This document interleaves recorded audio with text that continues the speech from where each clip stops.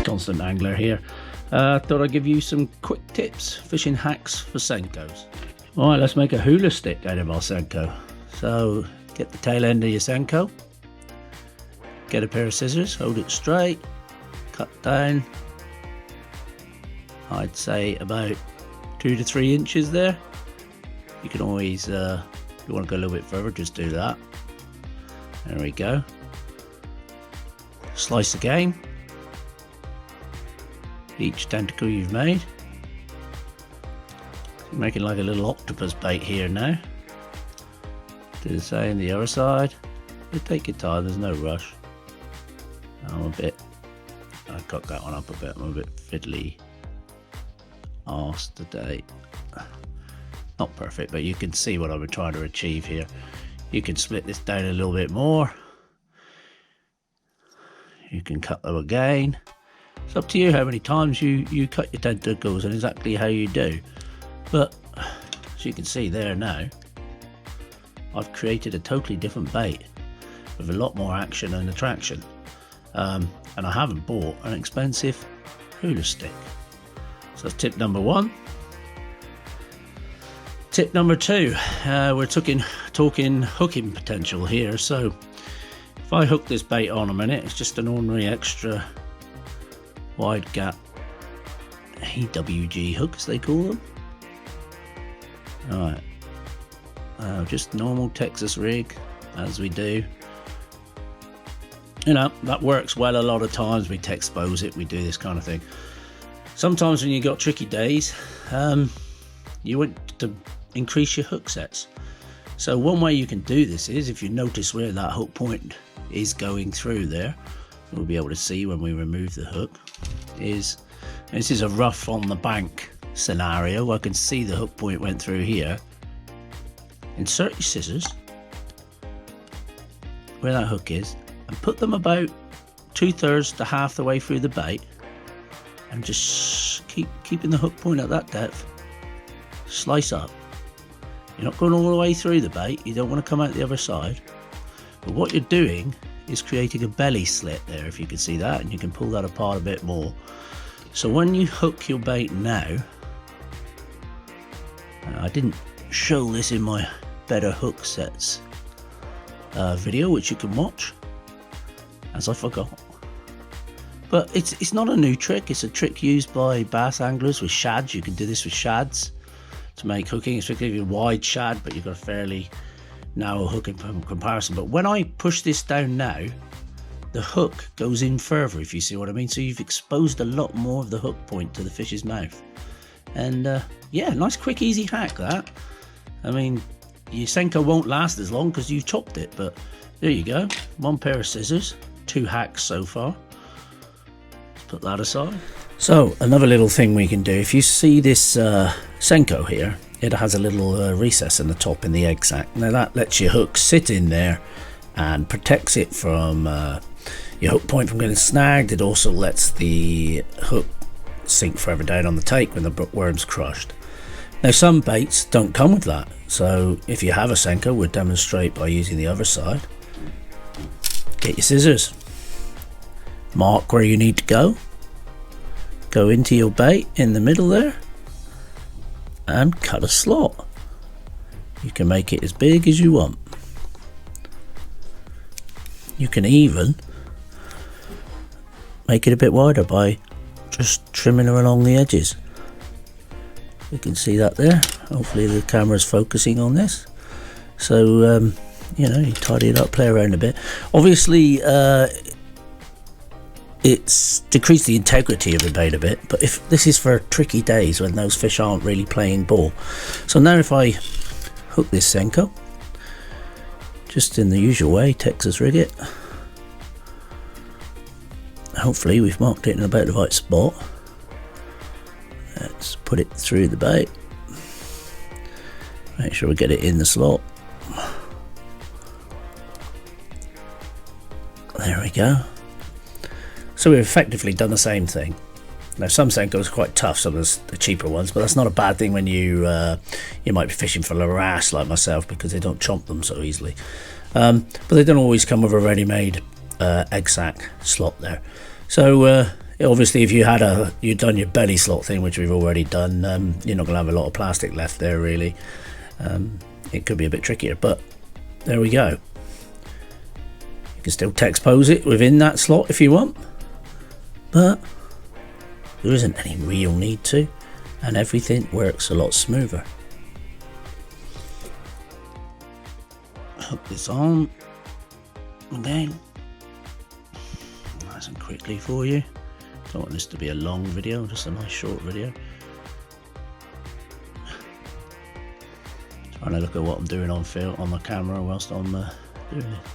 Right, so sometimes this part of the bait can slip down and do this, can bunch up and mask your hook point, and you'll have seen it come back before, and the hook point's still stuck in the plastic, and it's just a nasty business. Now what you can do to stop that, you can put a stop on here like I've shown in my previous video with the alternative Texas rig, but you can do this. Get yourself a length of fluorocarbon. You usually got it with you. You don't want a long length.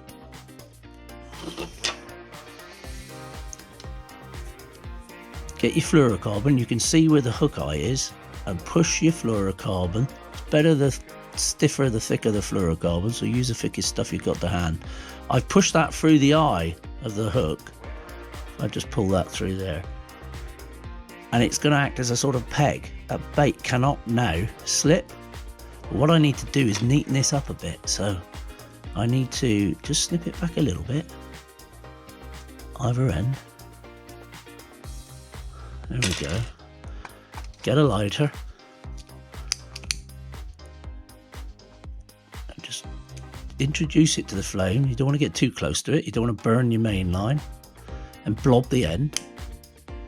Do the same at the other end. You just see it melting back. Lob it with your fingertip. This one could do with a bit more. There we go. And there you have it. That bait isn't going anywhere now. You've pegged it effectively. So you stopped it doing that. Now that's something you can do with the alternative Texas rig, normal Texas rig, any bait you want to do. You can peg it and keep that top end of that bait fixed. So when the fish bites, boom, down it goes. You got a nice belly slot on this one, remember. Lots of the hook points exposed. You're not pulling this hook point into a bait that's bunched up around like that.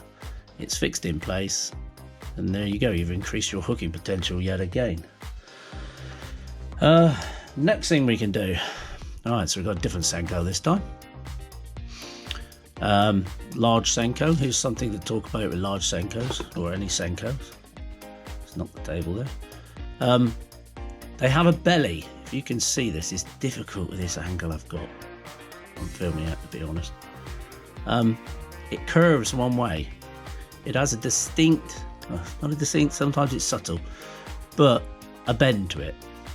Now when you're rigging these weightlessly or anyway, it's always best to rig the belly down. So in this case, the belly is this side. So when I rig, I take my hook, I go in, out through the belly, twist the worm up over the hook point, and boom, there we go.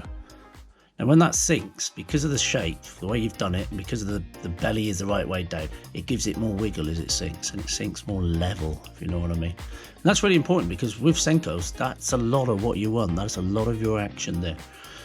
When you're fishing particularly weedless like this, which you can do. So there's another tip. You don't have to have Texas weights. You can fish these Senkos for wrasse and bass and other fish. Weedless, weightless. Or another tip is you can fish them straight on the fluorocarbon with a split shot on here, and that's called the split shot rig, and that's a real finesse rig. So there's another little tip, the way to rig a Senko properly. That's not rigid, you don't have to stick to that, but it does help. So another thing we can do to increase hooking potential is, instead of just bringing out like normal there, we can thread the worm further down, bring it out further down, thread the worm up like usual, twisting as we go until it comes out and sits on the saddle, which we're there now, if you can see. Yeah, this does a couple of things, and then put the hook through as normal. It's done a couple of things. That's probably a bit far. I wouldn't normally go that far, to be honest, but it's put the hook point further back to the bait. In this case, it's almost central, isn't it? So if a fish is biting, nipping at the tails, it's getting nearer the hook point. But it's also created this section here. Now this here will bounce off obstructions and give a different angle. It'll flick off at various angles. And a third thing, I suppose, it protects your knot as well. But yeah, it just gives it a different action. It moves, it bends, it bounces, instead of tapping against the knot all the time. And you've also got your hook point set further back.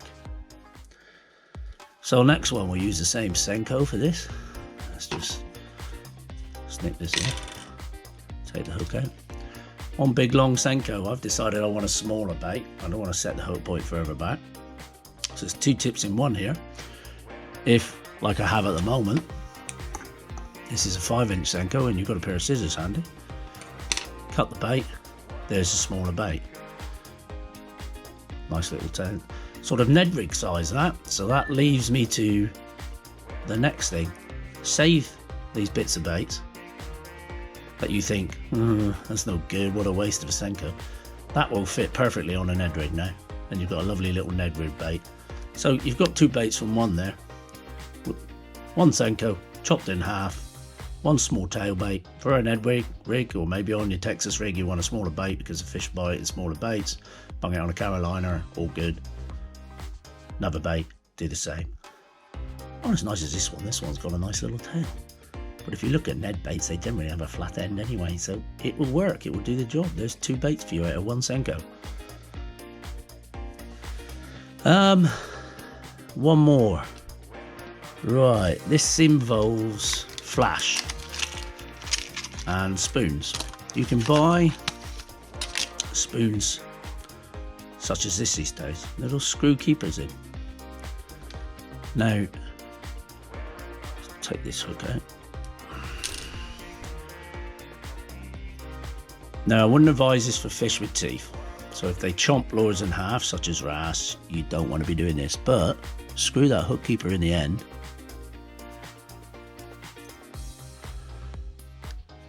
Rig as normal.